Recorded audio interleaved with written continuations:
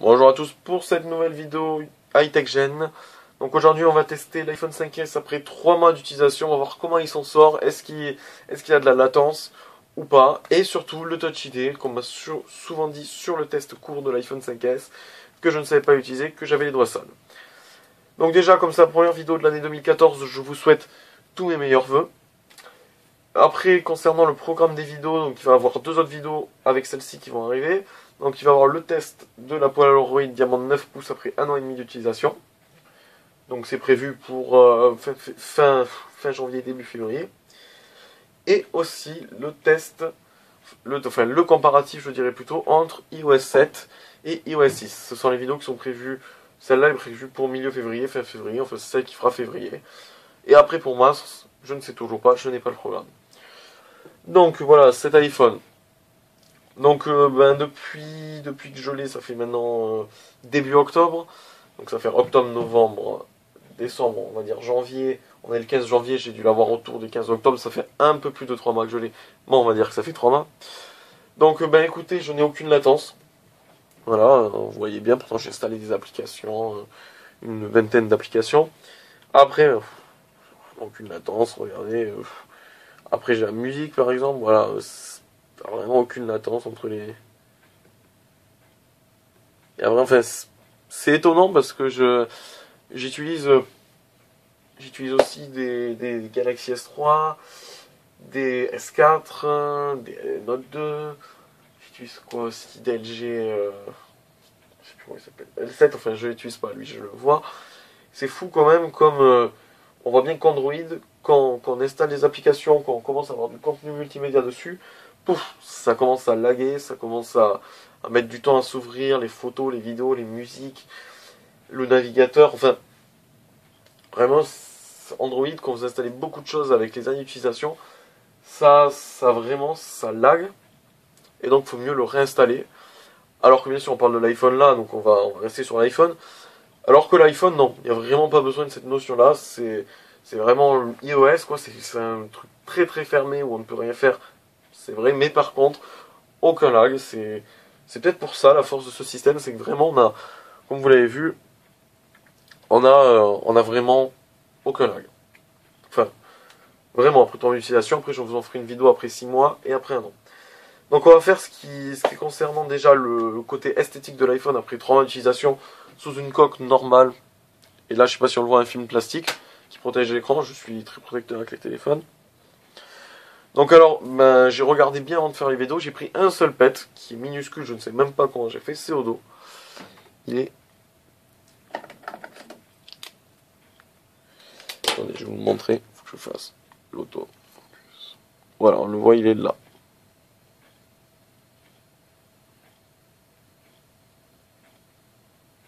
Ça c'est de la saleté, hein. Faut pas en prendre en compte, il est là. Et après, c'est de la saleté.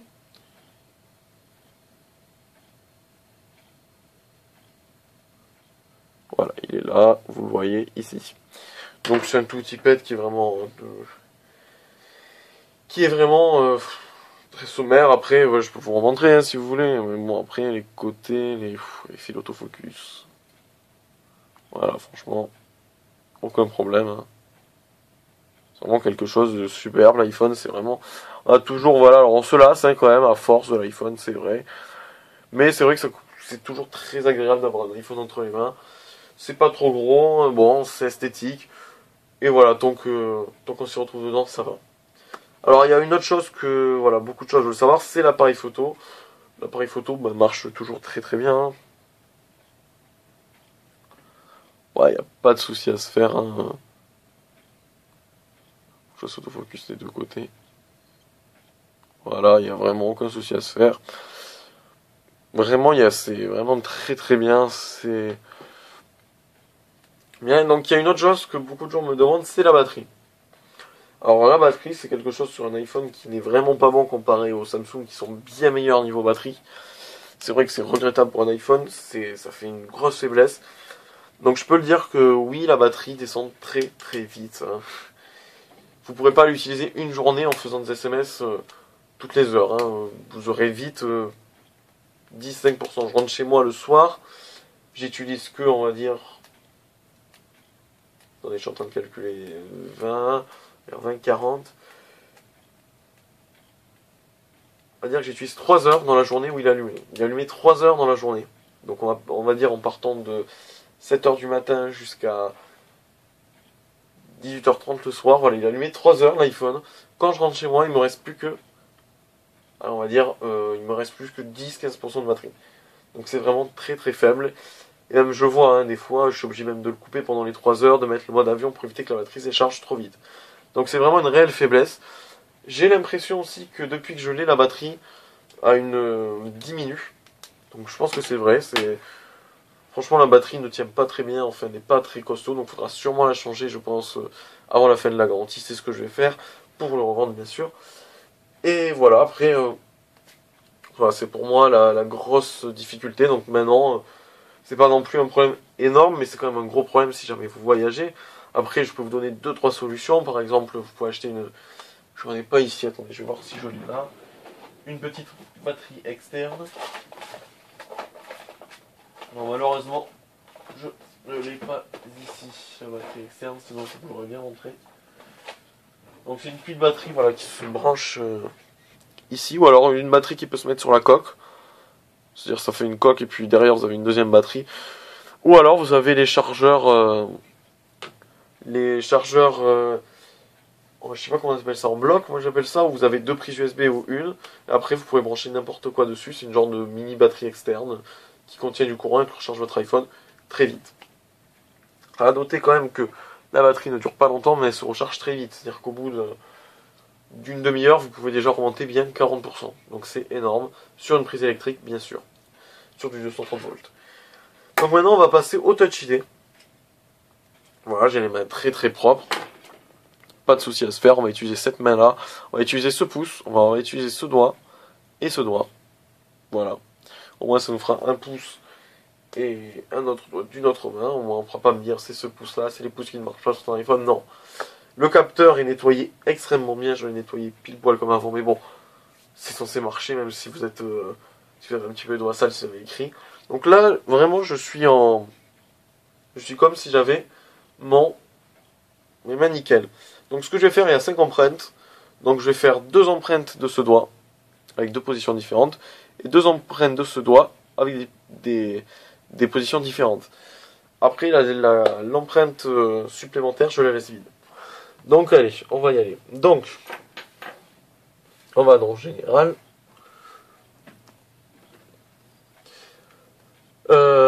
Touch ID icon, mais excusez-moi, Touch ID icon. Je mets le Touch ID et...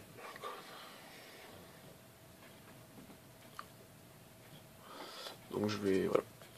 Je sais pas si vous voyez bien là ou pas. Bon, excusez-moi si vous voyez pas très bien, j'ai pas une très bonne encore caméra, ça va arriver. Donc on va faire audition, on va supprimer tous les doigts. Voilà. Voilà. Là on est comme si l'iPhone était neuf. Je sais pas si je vais arriver à zoomer un petit peu plus. Voilà, je suis au max du zoom. Voilà, moi je suis... Voilà, on s'en fout du haut. C'est bien comme ça. Donc on va ajouter une empreinte, on va commencer par le pouce. Voilà, donc on va le poser à plat comme ça, voilà, comme on vous montre sur la photo. Donc avec un petit peu quand même l'onglet incliné. Donc je précise que les ongles ne sont pas sales, c'est des effets, des reflets.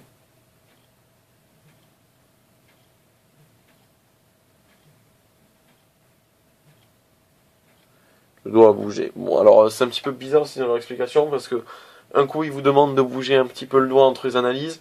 Dès que vous le bougez un petit peu, pouf, il vous dit ah mais ne me le bougez plus. Ça c'est quelque chose que je ne comprends pas non plus. Mais bon, c'est pas très grave, c'est...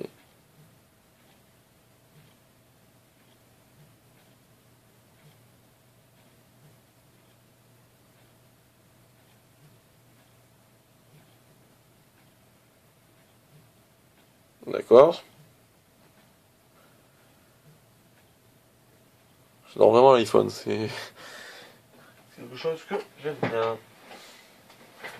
Alors.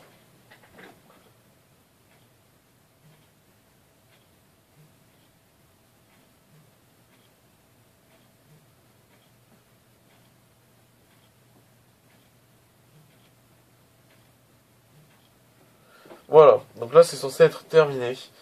Donc on va voir, vous avez bien vu que j'ai posé le pouce comme ça. Donc on va voir maintenant si je verrouille. Est-ce que ça va marcher?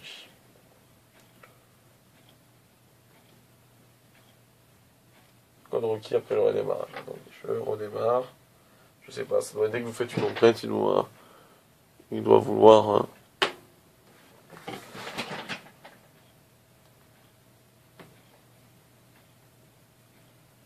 Donc là ça marche, on a du bol, hein. On va voir. Voilà, réessayer. Bon là ça marche assez bien, donc c'est bien, c'est... Écoutez. Donc, voilà, donc maintenant on va mettre le pouce comme ça pour qu'il puisse prendre l'empreinte comme ça. C'est parti. Alors, Touch ID quoi. Donc on va faire tout d'un coup là maintenant, on va éviter, je vais éviter de revenir 10 fois sur les choses. Qui n'ont pas d'importance, donc Touch ID, ajouter une empreinte, c'est parti. Oups, excusez-moi.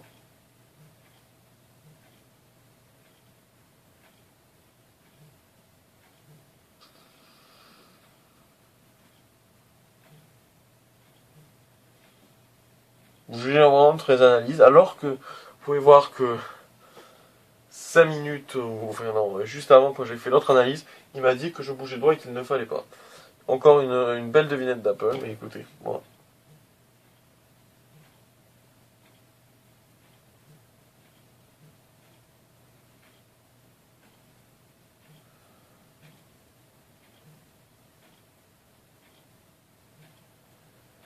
Voilà, ce doigt-là est fini. Donc on va maintenant faire celui-là. Voilà, vous voyez bien, donc on va le faire. Le second je le prépare bien. Nickel. Ah. Allez, c'est parti pour ce doigt-là.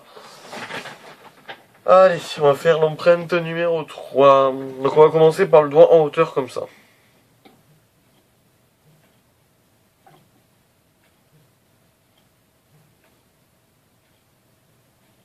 Allez.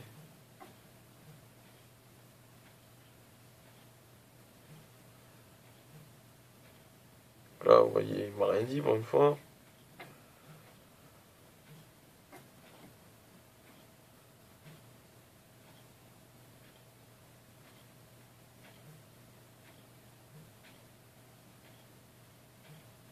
Hop là. Et on va faire le dernier, le doigt comme ça posé. Et puis après on va tester le Touch ID. Je pense que... Alors ce que je fais là c'est pas très intéressant mais c'est bien pour vous montrer que je fais bien le travail, hein, que je fais exactement ce qu'il me demande et que je triche pas. Pour bien vous montrer que le Touch ID c'est pas extrêmement bien. Il faut vraiment avoir le doigt alors calibré comme vous l'avez fait. Donc déjà il veut pas le prendre. Il vient de m'énerver. Alors quelques explications peut-être pourquoi ça ne marche pas. Peut-être que c'est pas assez au point, c'est pas une explication, mais peut-être qu'il faut vraiment avoir le doigt parfait. Bien le mettre comme vous voulez plus sur la prise. Mais c'est vrai que des fois, quand vous sortez, quand vous êtes dans le métro, quoi, vous êtes serré, vous ne pouvez pas exactement mettre le doigt comme vous l'avez pris. Des fois vous le prenez par le côté parce que vous pouvez pas prendre le doigt. Enfin, voilà, c'est-à-dire que c'est une technique qui ne marche pas beaucoup. Et donc voilà, maintenant pour cette fin de vidéo, on va tester ça, hein, on va voir ce que ça donne, pour voir si simplement je suis un menteur ou pas. On va voir ça. Enfin, si je suis un menteur, pas. Donc, là ça marche parfait. Mais je le prends comme ça, donc logiquement ça marche. Hein. Là ça marche vraiment bien. C'est rare que ça marche aussi bien, vous voyez. Donc voilà, là j'ai tourné le doigt dans tous les sens, donc on va quand même essayer droit, parce que c'est plus important. Donc là ça marche nickel. Nickel de chez nickel, vous voyez quand vous... Maintenant... Donc maintenant on va voir, maintenant si je bouge un petit peu mon doigt comme ça. Vous voyez ça marche. Voilà, ça commence. Vous voyez, on va essayer. Ça marche. Maintenant, normalement, j'ai fait une prise comme ça, donc ça devrait marcher aussi. Une prise comme ça. Voilà. Et là, ça commence à déconner. Ouais, après, ça me met le code, et bien sûr... Voilà, enfin ça, voilà ce que j'appelle quand ça bug, c'est ça, c'est que ça ne veut pas le faire directement. Voilà, donc là ça marche très bien. On va essayer avec ce doigt là maintenant. Vous voyez bien que ça marche nickel. Bon, je vais pas essayer dans tout, voilà, là ça marche moins bien de suite. Voilà, après c'est des petits ratés, c'est normal aussi, hein.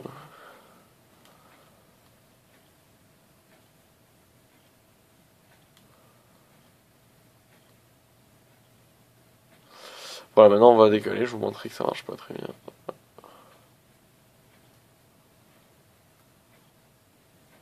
Voilà, pourtant. Enfin voilà, tout ce que j'appelle raté, donc maintenant on va reprendre le pouce, parce que moi j'utilise jamais avec ce doigt là, j'utilise avec le pouce bien sûr. Donc là ça marche très bien, mais imaginons je fais. Hop. Voilà. Bah, pour moi un touch ID ça doit marcher n'importe comment. Donc pourtant j'ai pris bien, vous avez vu, hein, mais dès que je me mets comme ça.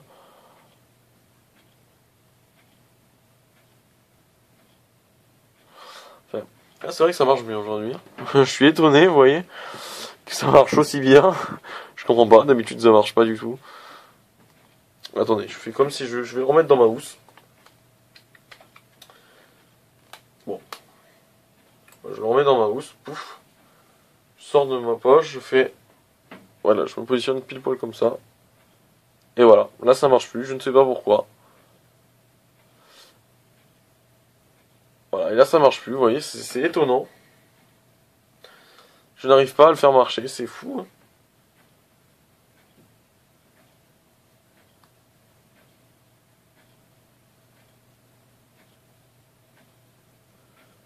Là, vous voyez bien, je le mets pourtant bien droit et tout. Et c'est à force que ça marche. Donc moi, j'ai pas 36 000 explications pour ça. Vous voyez, là, des fois ça marche, des fois ça marche pas. Donc alors, moi, j'ai demandé à plusieurs personnes. Donc voilà, on va dire que ça marche. Pour que tout le monde soit d'accord, une fois sur deux. Ce qui fait donc du 50% de marche. Donc c'est quand même pas mal pour une nouvelle technologie qui arrivait. Mais pas ce que j'espérais vraiment de ce déverrouillage qui marcherait tout le temps, malgré que qui arriverait voilà, à situer des bouts d'empreinte. Alors, la bonne chose, c'est dire que c'est vraiment sécurisé. Mais bon, la mauvaise chose, c'est qu'on peut pas tout le temps le déverrouiller avec ça, et que des fois, on doit se libérer les mains. Parce que je pense pas, voilà, c'est vraiment sécurisé, mais parce que vraiment, on a besoin d'autant de sécurisation. C'est-à-dire qu'un hacker, s'il va hacker il va hacker le Touch ID, il va pas acheter des doigts et faire les empreintes comme ça. Il va plutôt craquer les sources codes, donc les codes sources, excusez-moi vraiment.